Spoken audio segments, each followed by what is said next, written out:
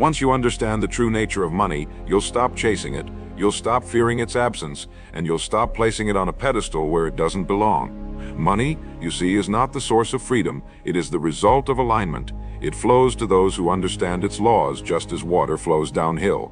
We've been raised to believe money is something to pursue, to earn, to deserve through toil or luck. But that idea is false. Money is a mirror.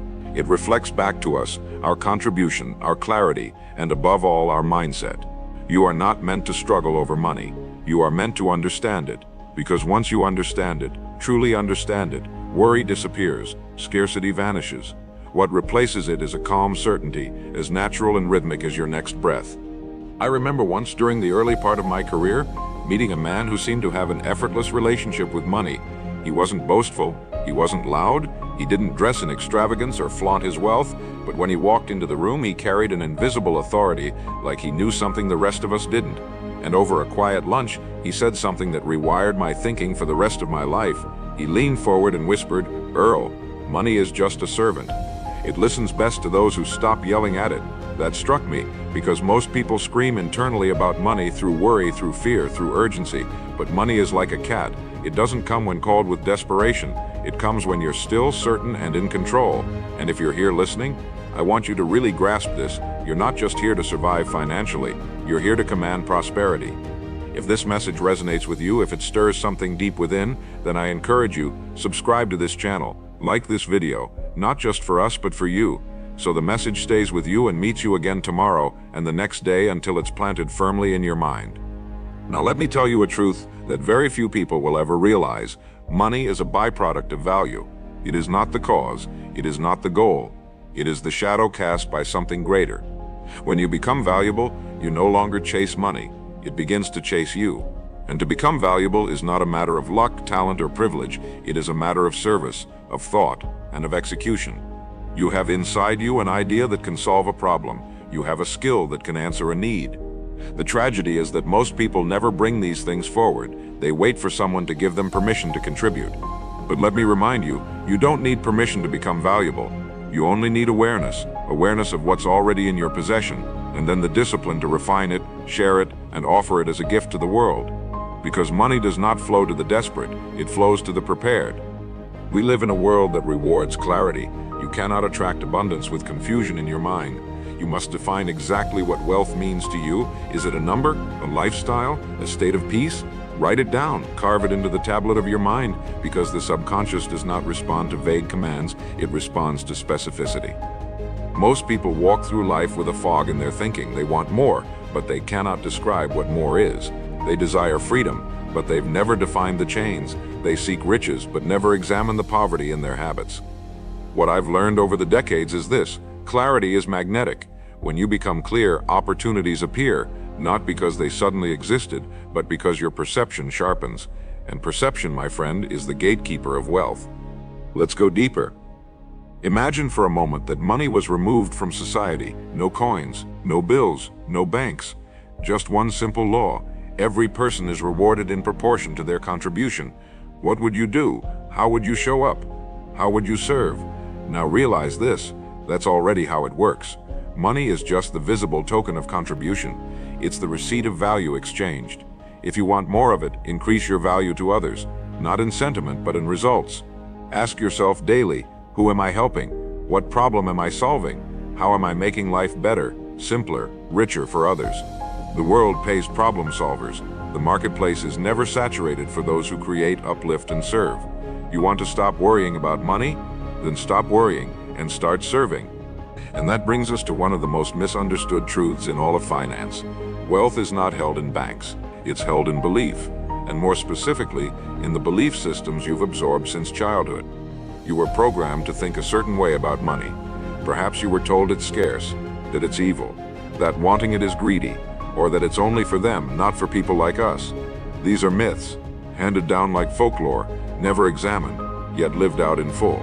But here's the miracle. You can overwrite these beliefs. You can deprogram the scarcity and install abundance. You can replace doubt with identity. Identity is a person who attracts, multiplies, and stewards wealth. Because once the belief shifts, the behavior follows. And when behavior changes, the result is inevitable. Now let me give you something you can say aloud right now. not as a wish, not as a hope, but as a declaration. A truth to install in your subconscious to drown out the noise of fear, doubt, and limitation. Ready? Say this with me. I am one with abundance. I am a conduit for value. Money flows to me because I serve with clarity and power. Say it again. Write it in the comments. Engrave it into your being.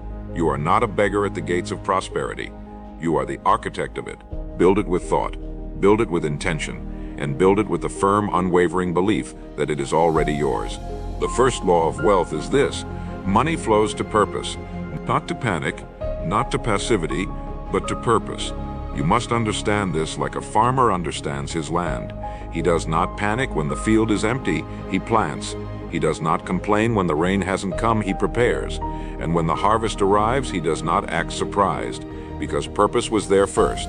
So ask yourself now, with all the honesty you can summon, is your financial life driven by purpose or by reaction? Do you wake each day with a mission, or do you wake with worry? Purpose aligns everything: your mind, your habits, your hours. It gives money a reason to come to you, because money is never random. It is always earned. Even the appearance of luck has its roots in long-forgotten preparation. If you walk through life like a ship without a rudder, you will drift. And drifting men don't build empires. They wait, and they wonder, but they don't grow. Growth belongs to the decisive. One of the greatest illusions in our society is the belief that time equals money. But that's only half true and dangerously incomplete. Time does not equal money. Value does. You could work 1,000 hours at low leverage without thinking, without impact, and still end the year in debt. Or you could work with clarity, precision, and focused contribution and earn more in a week than most do in a year. The world doesn't pay you for how long you work.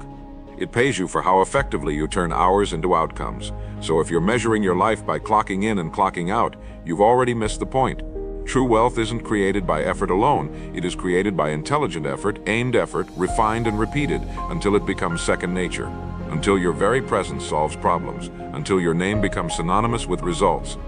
Here's something that few ever stop to realize. We are all in sales.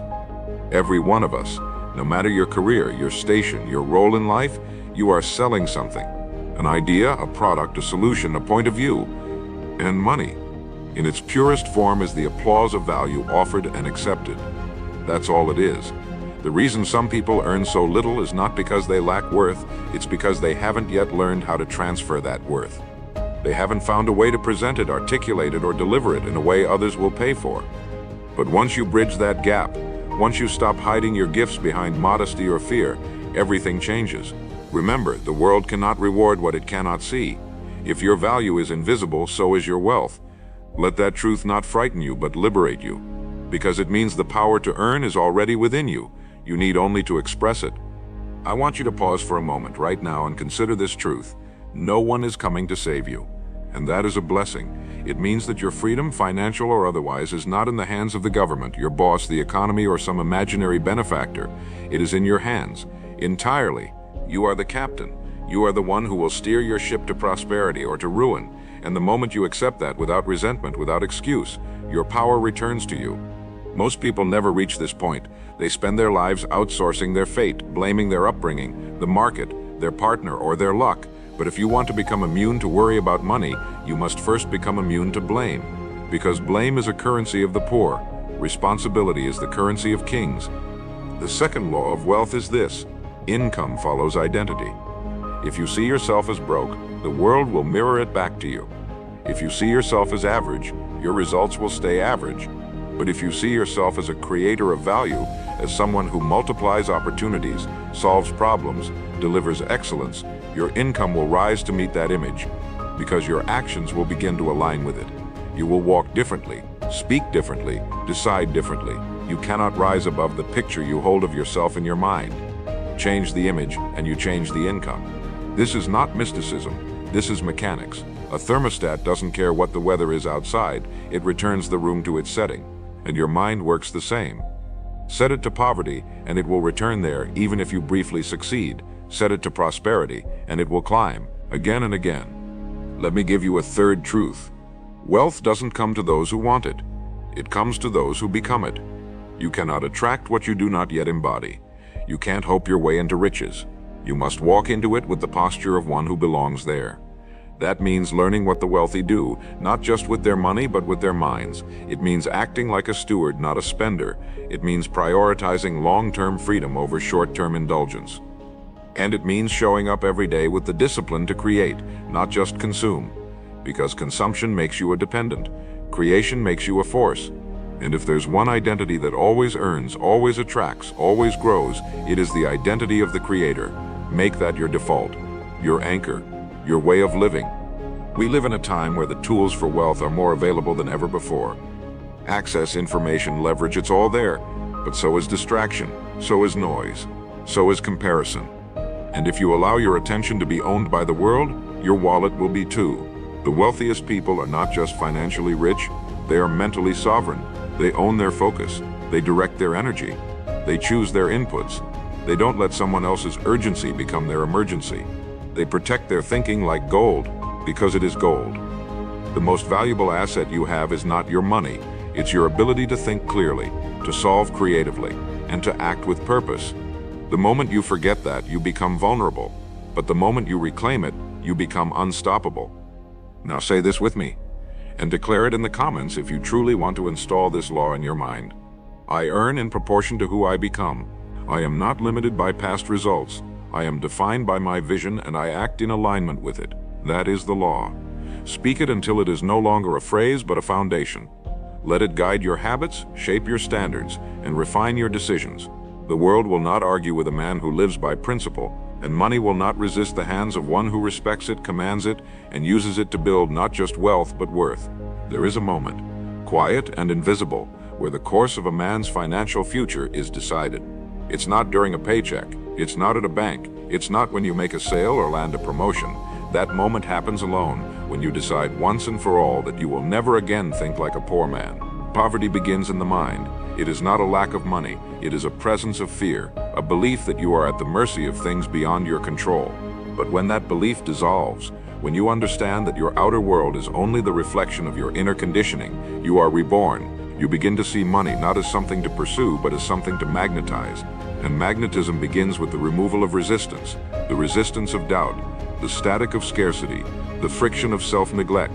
When you clean the lens through which you see yourself, money begins to appear, not as a miracle, but as a result. Let me offer you a challenge.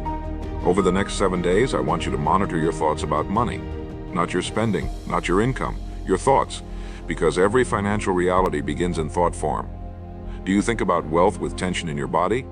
Do you associate money with shame, stress, or guilt? Or do you see it as a neutral force, one that reflects your creativity, your service, your discipline? You cannot attract what you resent, and you cannot hold what you fear. The rich do not worry about money because they've mastered the art of neutrality. They've detached emotion from the dollar. They see money as a lever, not a lover, a tool, not a trophy.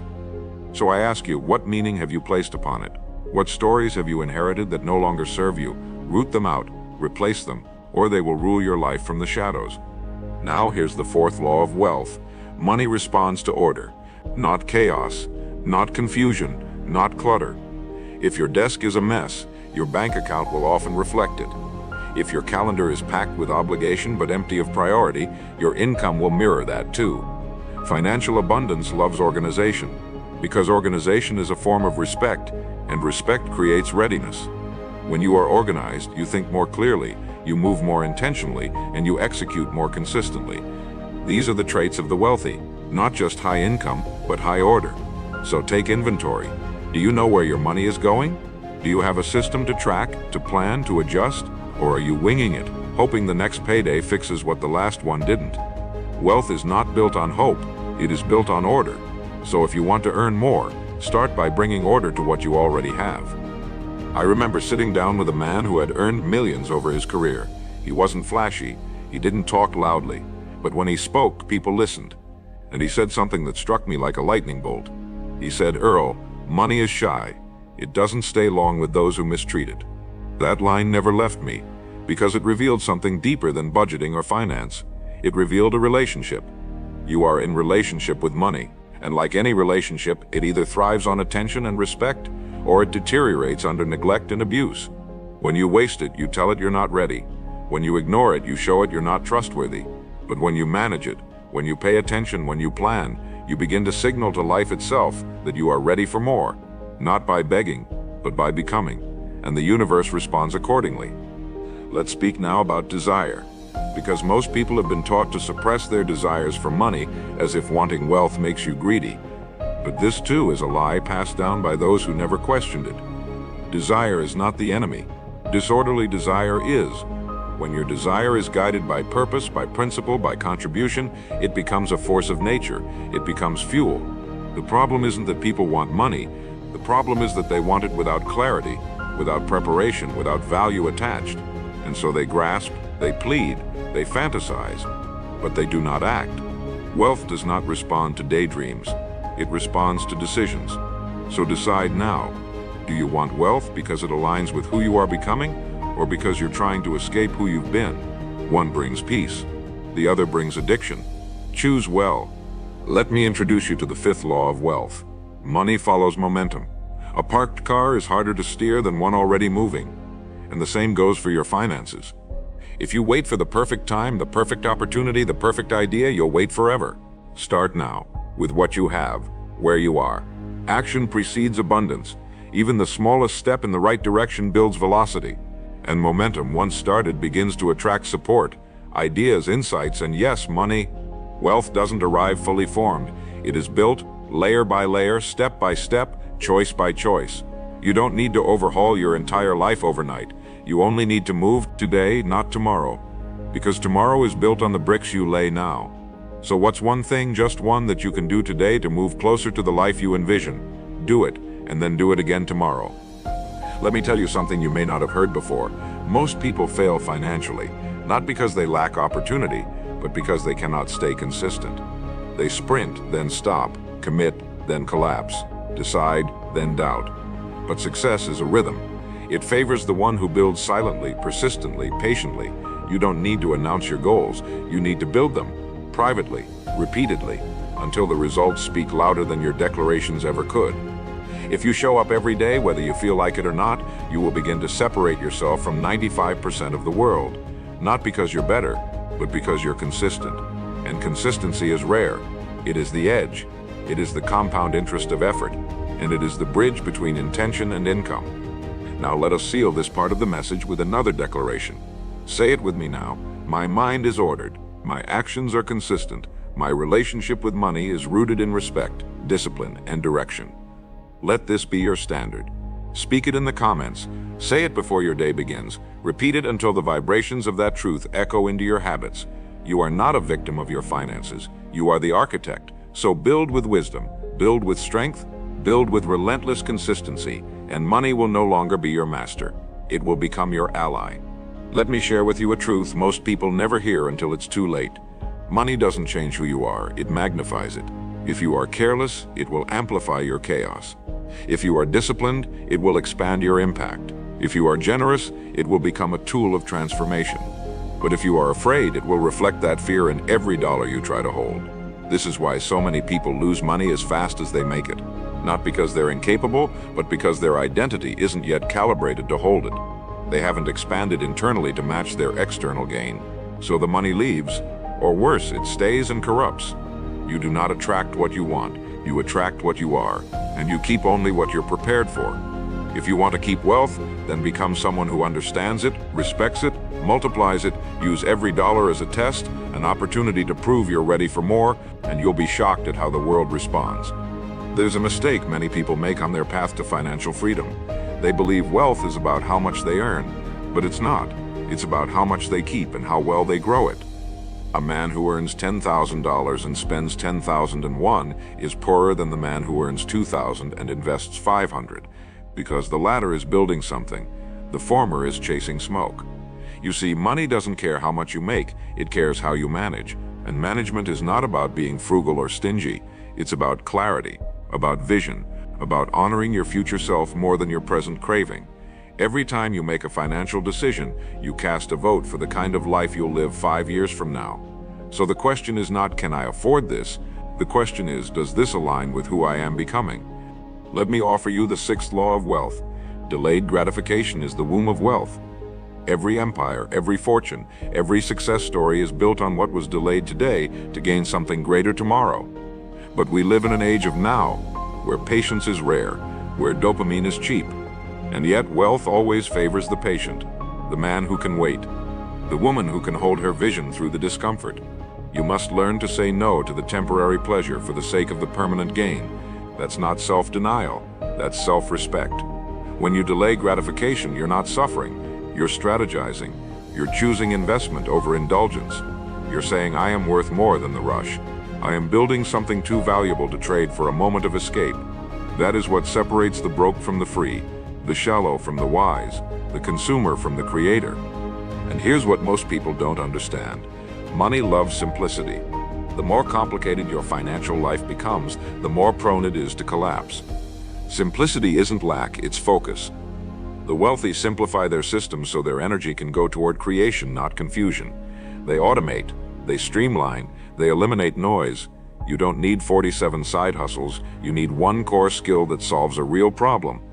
You don't need dozens of apps and spreadsheets, you need one system that you trust and follow with consistency. The illusion of complexity is seductive.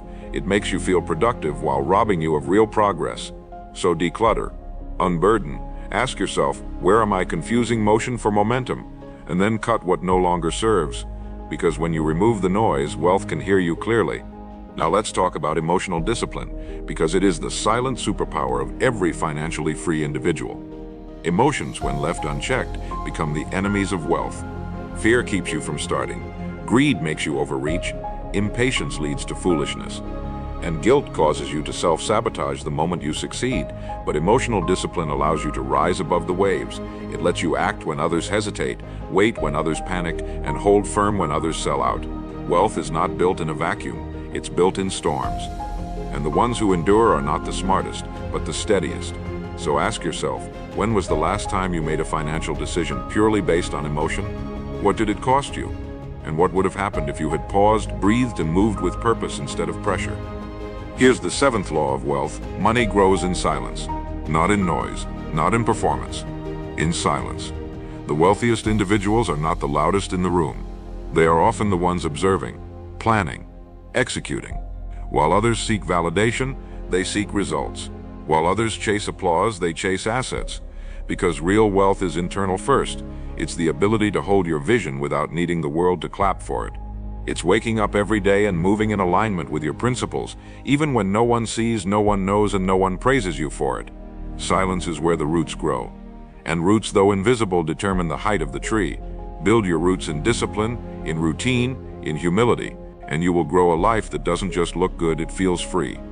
Let me ask you something personal. Do you speak about money in ways that limit you or lift you? Every sentence you utter about wealth becomes a command to your subconscious. If you constantly say, I can't afford it, you train your mind to expect less. If you say, I'm broke, you're not reporting the truth, you're reinforcing it. But if you shift your language, you shift your life. Say instead, how can I afford it? Ask, what would the version of me who earns this amount do right now? Your words are not harmless, they are instructions. So speak with intention, speak with power, speak in the language of wealth, not worry. And watch how your reality starts to rearrange itself around that vibration. Now I invite you again to declare a new standard and anchor it in the comments so it becomes part of your identity.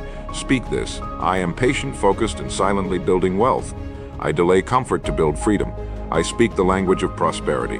Write it, repeat it, return to it. Let it shape your days and purify your decisions. This is the mindset of the quietly wealthy, not desperate, not noisy, but intentional, grounded, and free. And that can be you if you choose it. Most people misunderstand the true nature of abundance. They believe it is something to be gained, when in fact, it is something to be revealed. You are not separate from abundance. You are simply distracted from it. The wealth you seek already exists in potential, like a sculptor's masterpiece hidden within the block of marble. Your job is not to chase abundance, it is to chip away everything that blocks it. And what are those blocks? Fear, doubt, procrastination, envy. The belief that you're not ready or not worthy. These are the layers you must remove.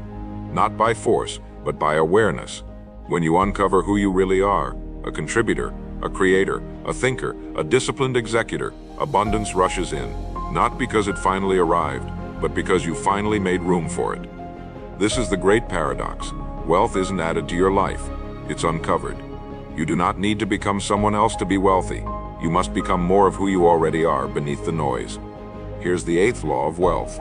Income expands in proportion to clarity and contribution. Not confusion, not confusion, not complaint, but clarity about who you are, what you offer, and whom you serve. And contribution measured not in effort, but in impact. So many people work hard but remain broke. Why? Because effort without alignment is waste. They work without aim, hustle without direction, and then wonder why their rewards are so small. But the moment you bring clarity to your role in the world, what problem you solve, what transformation you create, you enter a different game. You begin to earn in a way that compounds. Because people pay for certainty, they pay for results. And when you offer those things with precision and purpose, money can't help but respond. We must address something now that holds many people back: the fear of charging what they're worth. Some of you listening have incredible value to give. You've spent years developing a skill, mastering a craft, understanding a system. But when it comes time to exchange that for money, you hesitate. You discount. You undercharge. And not because your work lacks value, but because your self-image hasn't caught up with your service. Let me say this clearly. It is not noble to underprice your gift. It is not humble to shrink your worth. When you charge less than what your work is worth, you're not helping others. You're robbing yourself and disrespecting the very solution you offer. People value what they invest in, and when you price with integrity and confidence, you not only attract higher quality clients, you also invite your own identity to rise to meet the price. That's how self-worth and net worth evolve together. Let me tell you about a man I once met. An artist. Brilliant, quiet, obsessed with beauty and precision. He could paint scenes that felt like memories you hadn't lived yet. But he was broke. Why? Not because he lacked skill, but because he lacked structure. He believed money corrupted art. He believed sales cheapened the soul. And so he kept his work hidden, sold only when desperate, and treated money as if it were the enemy. When we spoke, I said to him, "What if money is not the enemy of art, but the protector of it? What if wealth allows you to create freely without begging, without compromise?" That conversation changed his life. He built a system, he priced with dignity, and he began to live from his art instead of starving for it. Remember this: structure sustains success. If you want to keep your gift alive, build the framework that protects it. Now, let's look at the trap of comparison. Nothing will kill your financial progress faster than measuring your life against someone else's timeline. You see their success and think you're behind. You see their earnings and think you're losing. But you're not behind, you're simply distracted. Comparison is the thief of focus, and wealth follows focus. When you compare, you shift your gaze from what you can control to what you cannot. You lose power, you lose momentum, and you lose gratitude for the journey that is uniquely yours. There is no single path to wealth. There is only alignment with your path. So instead of asking, "Why not me?" ask, "What's next for me?" That question brings you back to your lane, your vision, your pace, and that's where real progress begins again. Let me give you the 9th law of wealth. Your financial thermostat is set by your standards, not your goals.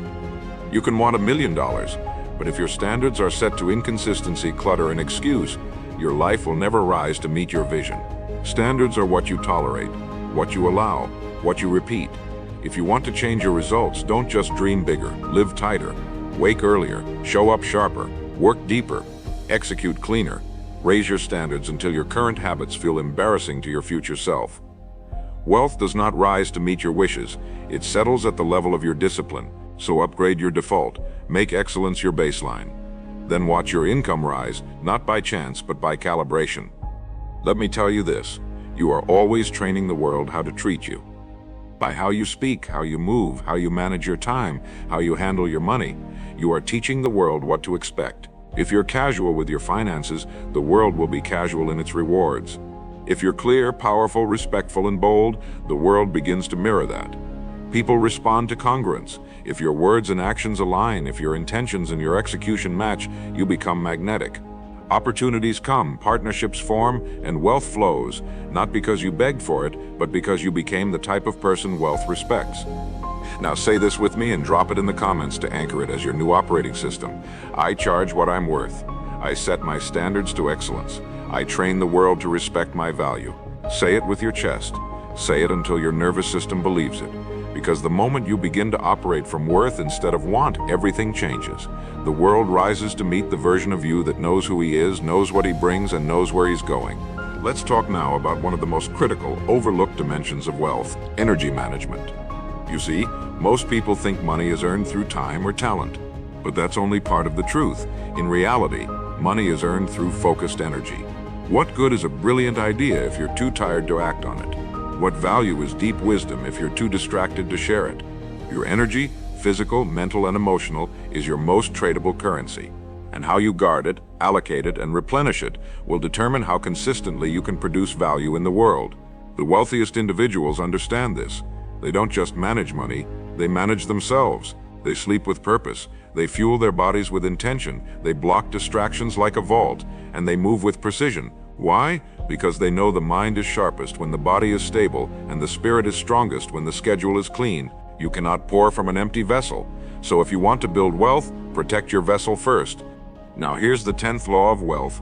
Protect your inputs. What you feed your mind is as important as what you feed your body.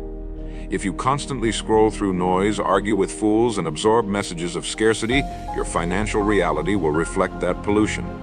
Every piece of content, every voice you allow into your life is either sharpening your focus or dulling it. And wealth requires focus. Laser-like, disciplined, unwavering focus. So take inventory. What are you watching? Who are you listening to? What environments are you tolerating? These are not small questions, they are everything. You cannot plant seeds of abundance in a soil polluted by fear, gossip, and mental junk food. So start today. Curate your inputs like a craftsman selects his tools.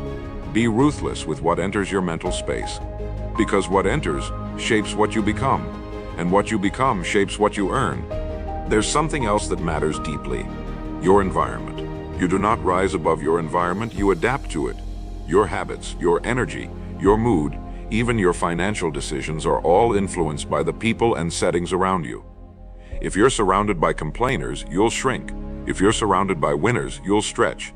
The pull of the environment is stronger than most people's willpower.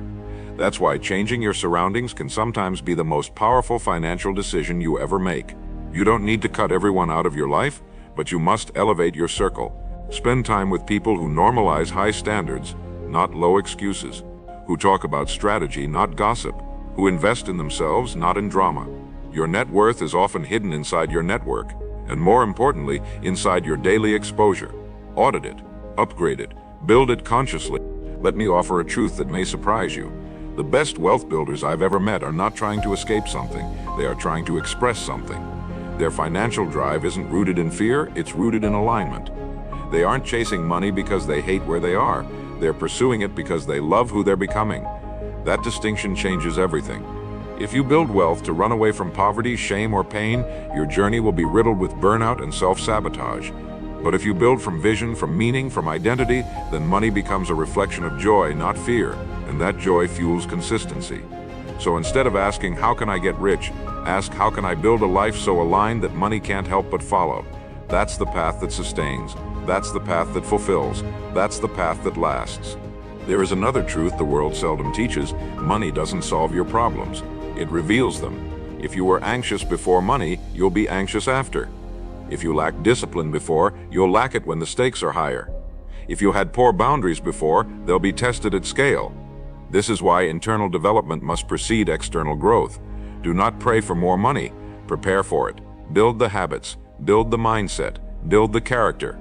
Because wealth is not a solution, it is an amplifier. And if you are not ready, it will expose you faster than poverty ever could.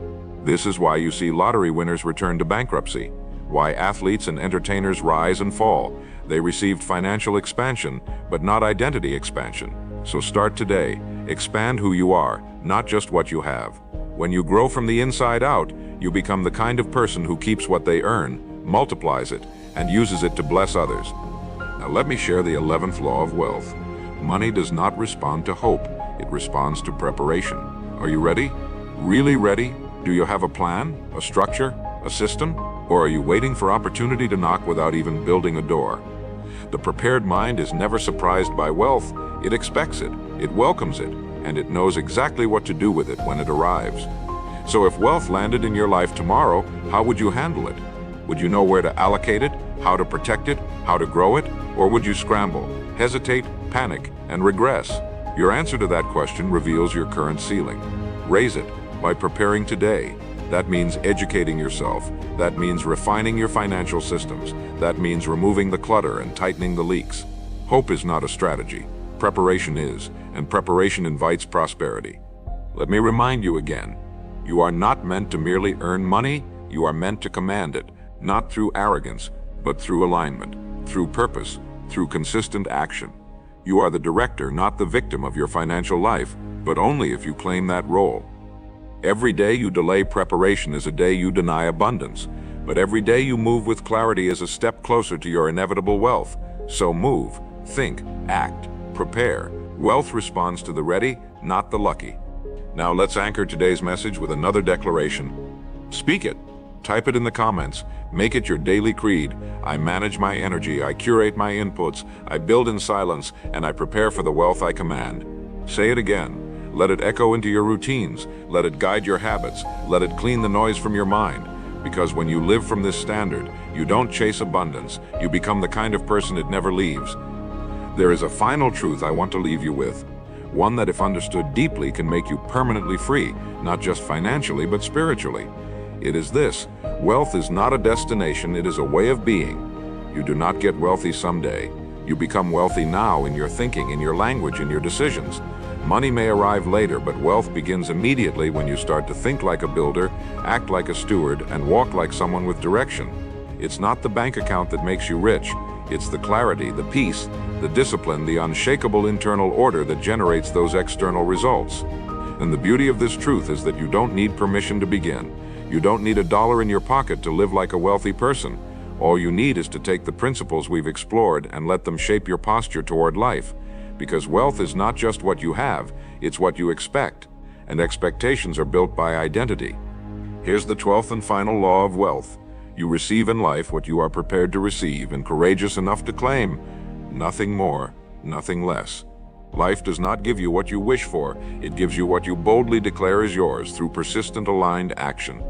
And the final gatekeeper is not fate or luck or destiny. It is you, your own belief about what you deserve. You will never rise above the limits of your self-permission. If you secretly believe you're not worthy of abundance, you'll reject it, sabotage it, avoid it. But the moment you decide, truly decide, that wealth is not only available to you but natural to you, a shift occurs. The world begins to rearrange around your new self-concept, and opportunities, those that were always there, begin to appear in sharper focus. Not because they changed, but because you did. Let's look at what you've built over these past moments. You've uncovered the real meaning of money. You've internalized laws that govern wealth like gravity, purpose, identity, contribution, clarity, momentum, respect, discipline, patience, focus, preparation. These are not theories. These are the engines behind every fortune, every legacy, every financially free life, and you now carry them. But remember, knowledge without action is the same as ignorance. You must apply, speak the maxims, build the systems, live the identity. Because each principle you put into motion becomes a brick in the house of your future. A future where worry is replaced by wisdom, scarcity by service, fear by clarity. That's the house we're building, and it begins with what you do next. Now let's talk about the difference between consuming and becoming. Many will hear these words, feel inspired for a moment, and go right back to their old patterns. They will consume this message, but they will not become it. But not you. Not if you've made it this far. If you're still here, still listening, then you are not ordinary. You are not someone who settles. You are someone who has heard the call and is ready to answer it, not with noise, but with execution. So don't let this message be a moment. Make it a movement inside your life. Rewire how you speak. Clean how you think. Move with deeper precision. Embody the laws we've laid out. Because once you live from these truths, you cannot go back. Not mentally, not emotionally, and not financially. You are now someone new. Let me leave you with a vision. Imagine a life where bills don't bring anxiety, where your income isn't tied to your hours, where your days are dictated by mission, not survival. A life where you give freely, invest wisely, build with conviction, and lead with integrity. Where your wealth is not loud but quiet, not flashy but powerful. Where you are rich not just in money but in time, in health, in freedom, in meaning. That life is not reserved for the lucky. It is reserved for the ready. You have everything you need within you to build it. Now the only question is, will you? And so I'll offer this final call to action. Not just to comment, not just to share, but to embody. If this message has spoken to something deep within you, then do more than remember it. Return to it, live it, share it with someone who's still trapped in worry, in doubt, in limitation. You may be the spark that changes their life forever. And as you do, you solidify the truth within yourself even more. Because when we teach, we become. And when we live it out, we transform. Now, one last declaration. Say this aloud. Feel it land in your chest. Then write it in the comments so others can see the fire that burns within you. I am no longer a victim of money. I am a creator of wealth, a master of thought, and a steward of abundance. Worry has left me. Purpose guides me. And prosperity is my nature. That's who you are now. Not just because I said so, but because you do. Every day, every choice, every quiet moment when no one is watching. That's where wealth is born. And now you carry it with you.